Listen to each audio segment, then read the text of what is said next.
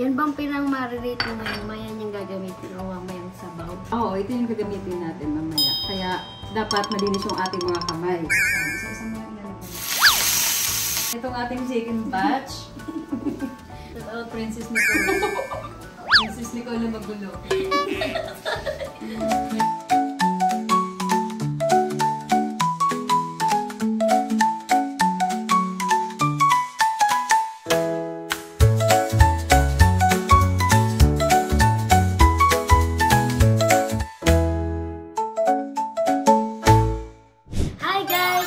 Back to my vlog. Ayan, nagbabalik na naman ulit tayo sa another cooking video. At ito, ang lulutuin naman natin ngayon ay magluluto tayo ngayon ng pork chop steak.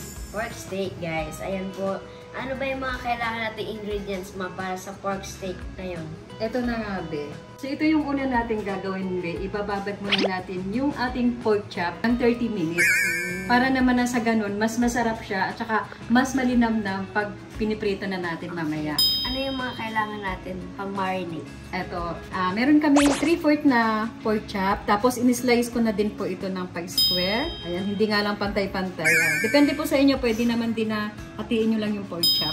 Tapos, meron din po akong bawang. Hindi ko na siya chinap na maliliit para mamaya pag pinirito natin yung pork chop, hindi sasama yung bawang kasi masusunog po siya. Then, meron tayong toyo, tapos paminta. Tapos, ito po yung kalamansi. Kalamansi juice. Pwede ring lemon juice ang gamitin nyo. Lalagyan na natin tong pork chop. At siguraduhin nyo lang din po na malinis ang ating mga kamay bago natin hawakan yung ating mga nilulutong ulam. Ayan, tapos ilagay na natin tong ating bawang. Tapos maglagay tayo ng toyo. Tapos itong kalamansi juice. Yan bang pinang-marinate mo ngayon? Mayan yung gagamitin o mamayang sabaw? Oo, ito yung gagamitin natin mamaya. Kaya dapat malinis yung ating mga kamay. Kasi ito din yung magiging sabaw. So, haluin lang po natin siya, guys, para manuot-nuot yung kanyang lasa dun sa pinakailalim.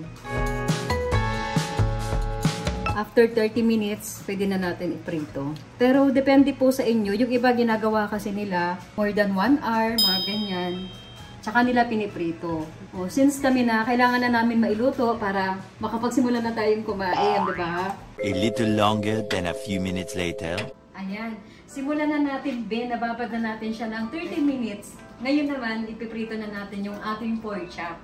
So, ito, nalagyan na po natin ng mantika ang ating kawali. Ayan. Ayan. Pag medyo mainit na po, ilagay na natin. Ikaw na maglagay na. Ayan. Isa-isa mo lang ilalagay. Ayan. Ganyan talaga. Pag nagpiprito, hindi talaga pwedeng hindi makakapansikan mo. Okay na yan.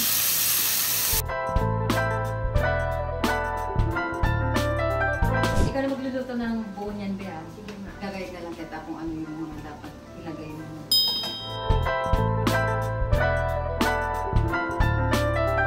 Balik ka rin. Ayan, ibabalik ka rin na natin siya, guys. Ayan, balik ka rin. Lahat pa, ma'am? Para hindi lang siya masunog. Kasi pag nasunog naman, mapait yung yung lasa sa kanyang sabaw.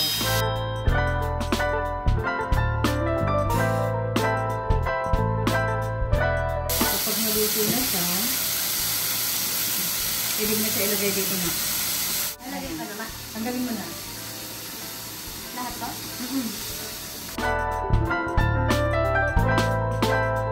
Kailangan lang po talaga mahina yung ating apoy para hindi masunog. Tapos next batch na Oo. lang. Lagyan mo ulit yan. Huwag mo siya ibabagsak ha. Dahan-dahan lang para hindi ka matapitan. Siyempre pag nag-uumpisa ka pa lang talaga, guys, medyo mangangapa ka pa talaga. Pero Ben, masasanay ka rin yan.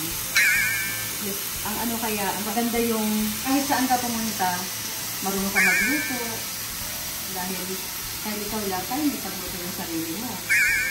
Hindi naman kasi habang buhay may kasama. Diba po? Iwasan mo lang na hindi masama yung bawang kaya. Kasi pag nasama yung bawang, mabilis na masunog.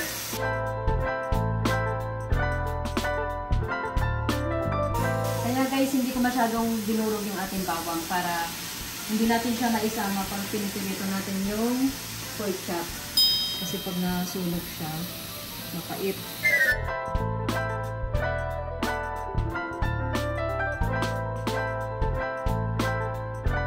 Ayun na guys, eto, hintayin lang natin siya. Itong ating second batch. Shout out Princess Nicole. Princess Nicole na magulo. Ayan. Tapos pag natanggal mo na siya dyan lahat, babe. Careful. Tapos, Maglalagay ka ng mantika para dyan ka din dyan ka din magigisa. Ayan, tabi lang natin. Tapos, lagay ka na ng mantika dito. Ayan. Dyan ka na mag-isa sa pinagpinituhan mo. Bawang mo. Una mo muna yung bawang. Sige, pwede mo na ilagay. Kailangan natin.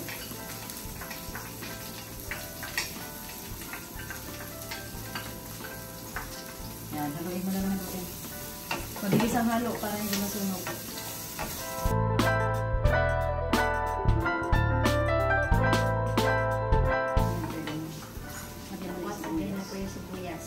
Ito po yung isang sibuyas na pinatukan nila, tapos nagbukod din tayo ng isang peraso para pang-toppings mamaya sa taas. Yan. Tapos, pwede mo na rin ilagay ito. lalagay na din? Oo, ilalagay mo sa ulit yan.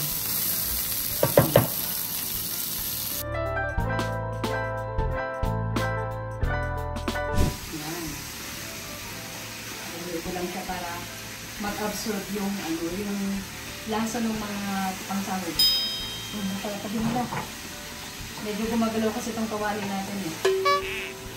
Yan, para ma-prito din yun nasa ibabaw. Ngayon naman po guys, isunod na natin itong pinagbabaran ng pork chop. Ito yung pinagbabaran natin kanina, Bel. So, nandito pa yung bawang. Pero wala ng buto to kasi sinala ko na kanina yung buto. Lagay na natin. Pati yung bawang? Oo. Sama mo yung bawang. Para mas lalong malasa. Ayan, haluin lang natin. Haluin mo lang siya, Be, para mag-absorb yung pinagmarinate. Kumusta yung ano? Okay naman? Yes, okay naman. Kasi kailangan mo talaga matutong magluto. Ako nun, Be, 6 years old, marunong na akong magsaing. Marunong na akong maglaba. Aga kasi akong natutong magtrabaho kasi tinuturuan ako ng nanay ko. So lahat guys ng tinuturo niya sa akin, hanggang ngayon, talaga ko. Kaya yun ang pinapaano ko sa kanila. Dapat matuto sila sa lahat ng gawain. Para pag sila lang mag-isa, kaya nilang gumawa. So, ngayon lagyan na natin ng tubig. Lagyan mo na siya ng tubig. Lahat to? Hindi, dyan sahin mo muna. Ayan, ma. Sige pa. Yan. Guys, kumukulo na siya. Babe, buksan mo na. May ano naman. Haluin mo lang siya. Or baliktarin mo yun nasa ibabaw para mas lumambot din.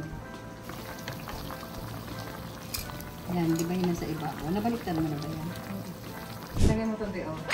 Ito yung isang kutsarang fleur. Flour. Flour. Flour. Yan. Yan po yung gagamitin natin, Be, para lumapot yung ating sabaw. Tapos, lagay mo rin itong isang kutsarang Sugar. asukal na pula, asukal na brown. And then, lagay kang paminta.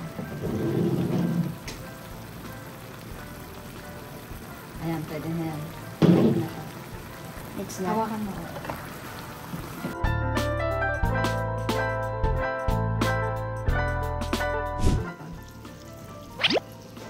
Parang wala nang lasa yan. Ayan. Lagyan mo ka, konti pa. Para lumambot yung pork chop. Yan. Ayan, haluin mo ulit. Ayos mo sa gitna yung pork chop. Tapos takpan lang siya para lumambot yung pork. Yung pork. Takpan mo na siya. Ilang minutes natin sila tatakpan, guys. Mamaya, i-check natin siya mamaya mga 20 minutes. At ito daw guys, ang gusto niya daw ilagay natin mamaya.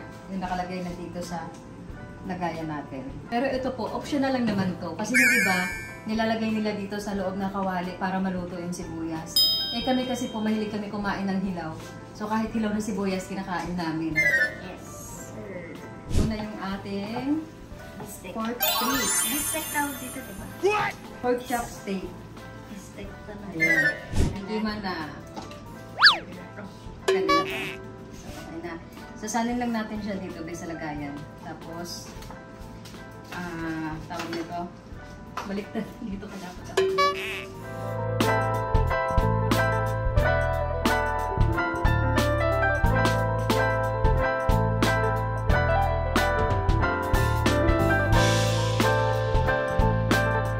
Ayan na po guys, luto na ang ating pork steak. Ayan, madali lang pala siyang gawin. Kailangan mo lang lagay yung ano, marinate, ganyan. Tapos makakagawa ka ng pork steak. Yes. Pwede na tayong kumain. Ano na, kainan na po. Dahil kakain na tayo. Ayan po, tatry na po namin to. Pero ngayon, thank you guys sa pagsama sa amin sa pagluluto ulit ng another video sa aking YouTube channel. Sana na-enjoy nyo at sana meron din po kayong natutunan. Yes. Ayun, maraming po salamat sa lahat po ng nanonood. Lalo na yung mga OFW na mga fans mo, babe. Batiin mo sila. Maraming salamat po sa lahat ng mga nanonood sa buong mundo. Hi guys, like and subscribe. Bye-bye. See you next time.